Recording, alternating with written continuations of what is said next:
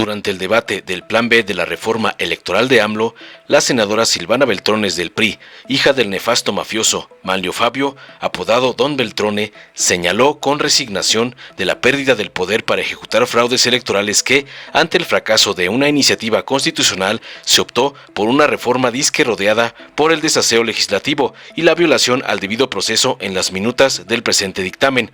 Además, espetó que se busca supuestamente asfixiar al INE para hacerlo inoperante, a pesar de que se trata de una institución que es referente internacional, aseveró finalmente.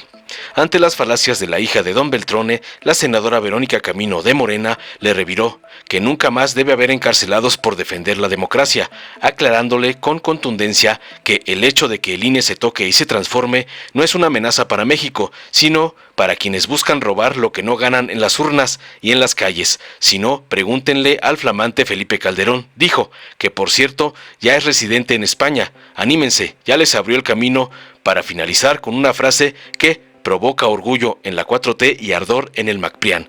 Es un honor estar con Obrador. Veamos a continuación cómo la senadora Verónica Camino de Morena pone en su lugar a la nefasta Beltrones, cómplice de Salinas y Claudio X González. Con su venia, Presidenta. Senadoras y senadores, quiero invitarlos a recordar el día que en este recinto rendimos nuestra protesta para guardar y hacer guardar la Constitución. Aquel día dimos nuestra palabra para enfrentar días aciagos como el de hoy, en que se pretende hacerle muerte a nuestro acuerdo fundamental.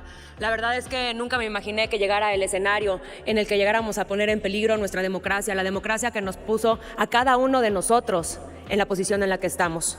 Sabemos que no es la primera vez que se pretende aprobar una reforma contraria a la Constitución. Sin embargo, hoy es más grave, es más perverso y con repercusiones para todo el entramado republicano que articula nuestro orden político. Hay que decirlo con claridad, es una traición al poder del pueblo.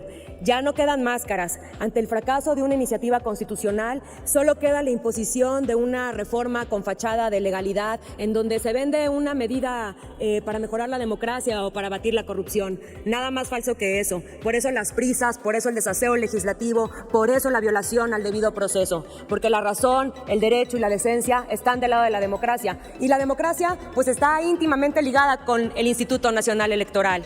Entonces, cuando el poder no puede ganar con la razón, arrebata con la violencia, asfixiando la institución, haciéndola inoperante y buscando el fracaso a toda costa de un órgano que ha costado muchos años construir para que sea un referente internacional de una autoridad electoral autónoma, eficiente, imparcial y que garantiza transparencia, certeza y legalidad en las elecciones.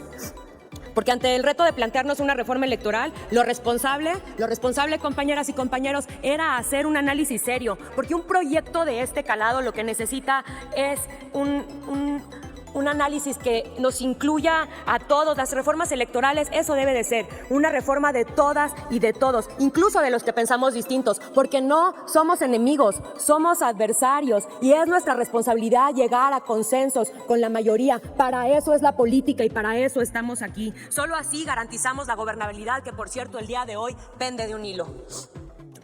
Las violaciones a la Constitución y el desmantelamiento de nuestra democracia no solo son evidentes el día de hoy, sino que también son indignantes. Sus inconsistencias ya han sido ampliamente reconocidas y señaladas. Y en efecto, sí, esta reforma es un retroceso. Estamos otorgándole nuevamente el control de las elecciones al gobierno. Pierde el INE, pero sobre todo pierde el pueblo, porque no hay forma de garantizar un árbitro electoral independiente, elecciones libres, alternancias de gobiernos y visiones de país.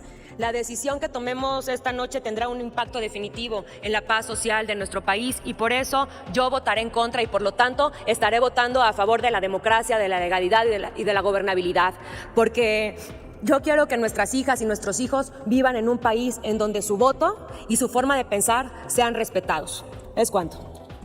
Muchas gracias, Presidenta. La reserva que presento en este momento, compañeras y compañeros, propone sustituir a la Unidad de Fiscalización por la Dirección Ejecutiva de Fiscalización del INE. Aclaro que sus atribuciones continuarán, por lo que vamos por la transformación y la mejora del INE.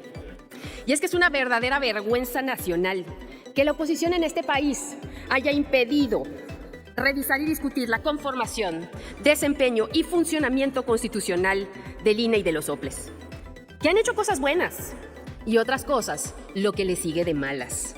Si hubiera habido voluntad a su debido tiempo, no hubiéramos tenido que llegar hasta este punto. ¿O ya acaso se les olvidó por qué el pueblo votó por el proyecto de nación del presidente López Obrador? Ahora déjenme explicarles por qué debimos revisar la designación de consejerías y funciones electorales. Para que no suceda en ningún estado de la República lo acontecido en Yucatán, donde la ex titular del IEPAC, quien antes laboraba en el INE, María de Lourdes Rosas Moya, actúa en contubernio con su hermana Olga Rosas Moya, actual secretaria de Administración y Finanzas del gobierno panista de Yucatán.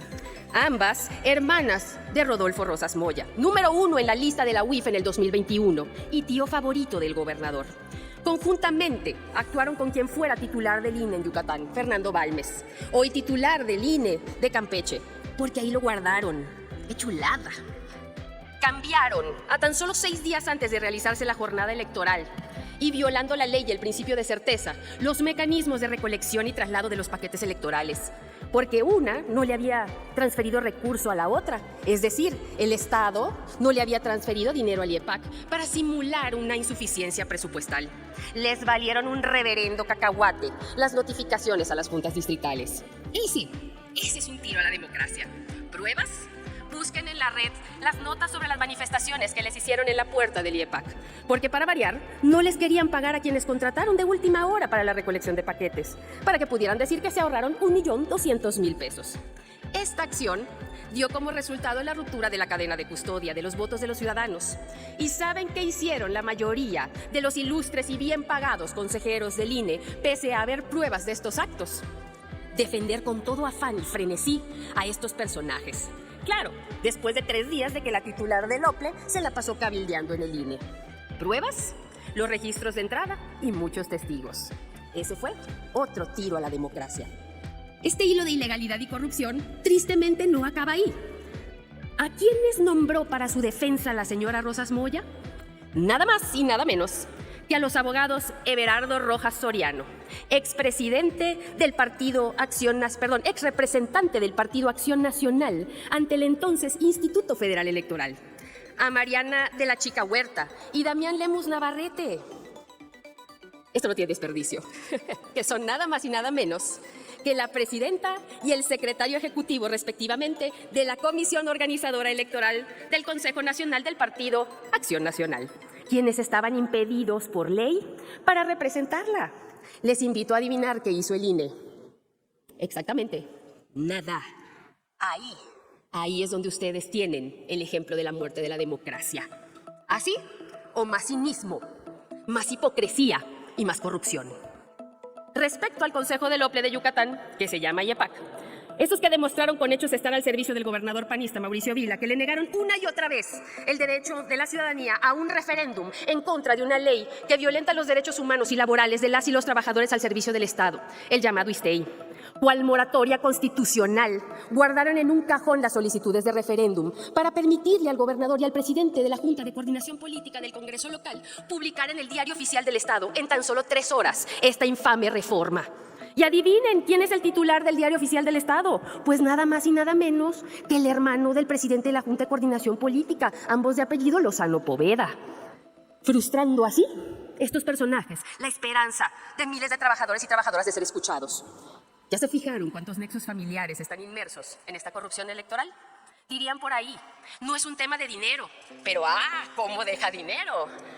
Han sido planteados 3 procedimientos de remoción de los actuales consejeros del OPLE. ¿Y saben qué hicieron los ilustres y bien pagados consejeros del INE? Esta misma semana, otra vez, se hicieron de la vista gorda. Otra vez los intereses de la corrupta oligarquía que gobierna Yucatán siguió presente en el INE. En serio, esto es lo que defienden.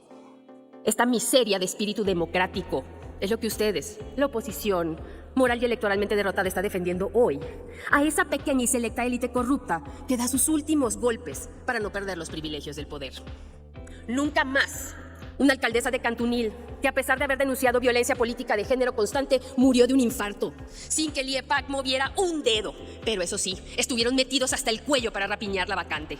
Nunca más un campesino como Carlos Mo, como Juan Francisco o Calixto Chan de la comunidad de Xaya en Tecash, encarcelados por defender la democracia en su comunidad. Gracias, licenciada Blanca Segovia, por sacarlos. Nunca más una comisaria municipal como la del Cuyo, discriminada y amenazada por defender la voz de su comunidad. Gracias al licenciado Edgar y a la licenciada Fanny. Nunca más tarjetas de chentutús, es decir, de mentiritas, que lo único que pretenden es canjear la dignidad de mexicanas y mexicanos por un futuro de fantasía. Recuerden que quien paga para llegar, llega para robar. A quienes contribuyan desde sus cargos y posiciones ciudadanas a seguir construyendo y defendiendo una democracia limpia y sana, muchas gracias. Nuestra patria, que somos todos y todas, se los vamos a agradecer. Y voy a dar aquí un ejemplo del marco, del centro, del otoral de esta reforma. Quien tiene al INE, o más bien, quien tiene a los soples, quien tiene una asociación civil a modo y quien tiene el tribunal local, es el que gana el juego. ¿Por qué? Esta reforma lo que busca, senadora, y lo voy a ejemplificar en los lugares que hablaban hace un rato de los grupos vulnerables, el hecho de haberle puesto un número en la ley significa que no les damos el espectro amplio para poder decidir cómo jugar con esos lugares. Porque el OPLE marca un criterio. La asociación civil a modo, ¿qué es lo que hace? Impugna ese criterio ante el Tribunal Electoral. Y el Tribunal Electoral modifica o le pide al OPLE que modifique el criterio. Y ese circuito sigue una y otra vez, de tal forma que se van pegando los tiempos para seleccionar y elegir a los candidatos que van a estar. Entonces, reitero, quien tiene a esos tres, tiene su mapa bien definido y juega con los demás, pero su mapa jamás se va a mover. Y si le provoca un problema a los demás partidos para el registro de sus candidatos. Ahí es donde está el centro toral de esta reforma y eso es lo que no les vamos a dejar que sigan haciendo una y otra vez. Adiós a esas prácticas corruptas. Adiós a ese robo, porque se roban literalmente lo que no pueden ganar en las urnas y en las calles. Y es por eso, por esas aberrantes y fraudulentas prácticas, y porque pienso en la libertad y en la dignidad del pueblo de Yucatán y México todos los días, que mi voto es y será para transformar al INE y todo aquello que sea necesario. Tengo memoria y mucha. Seguiré luchando, porque gente impresentable que prefiere saludar al dinero, al interés y al poder por encima de la honestidad y de la justicia social, no vuelva a gobernar, legislar y a impartir justicia nunca más. El que el INE se toque y se transforme no es una amenaza para México, es una amenaza para los corruptos y vendepatrias. Si no, pregúntenle al flamante Felipe Calderón, que por cierto, ya es residente en España. Senadora. ¡Anímense! Ya les abrió el camino. Dios Botic, compañeras y compañeros, porque es un honor estar con Obrador. Muchísimas gracias. Dale en me gusta, suscríbete, activa la campanita y compártelo para que más gente lo vea.